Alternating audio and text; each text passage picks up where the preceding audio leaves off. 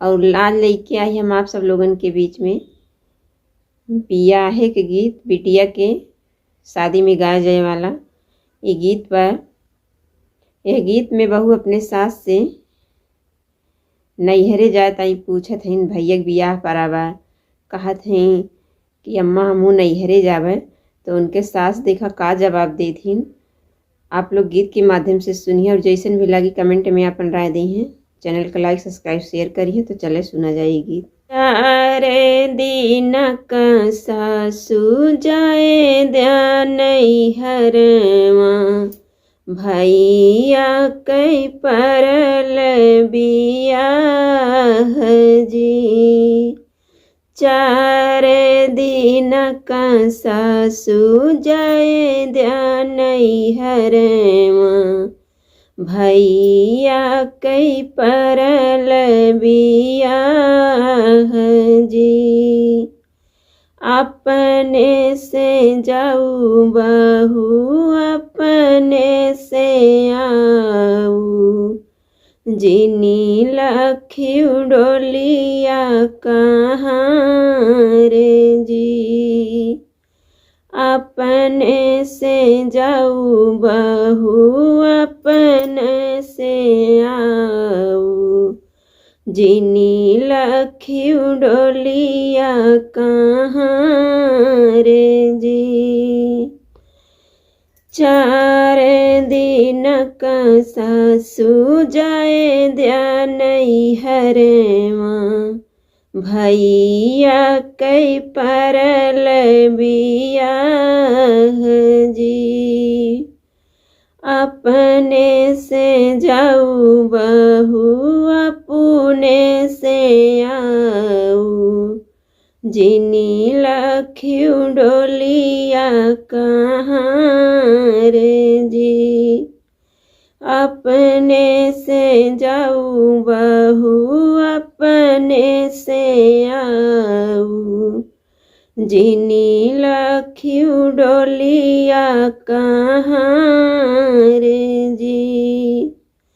जेठ ही मसे सासू भैया के तिलकिया, आषाढ़ में परल बियाह जी।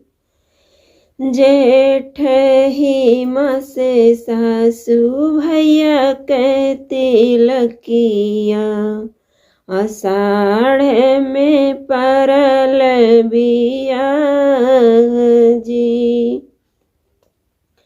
सावन मसे सासू गुड़ुई कजरिया, भादो में तीज त्योहार जी। सावन मसे सासू गुड़ुई कजरिया, भादो में तीज त्योहार जी। क्वारे ही मसे सासू दशमी के दिनवा, कार्तिक दियना के सान जी।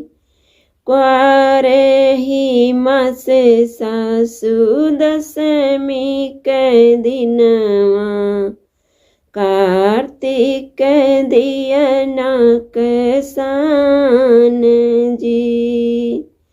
अगहन मसे सासू सखी के गवनवा, पूस में दिन खरवास जी। अगहन मसे सासू सखी के गवनवा, पूस में दिन खरवास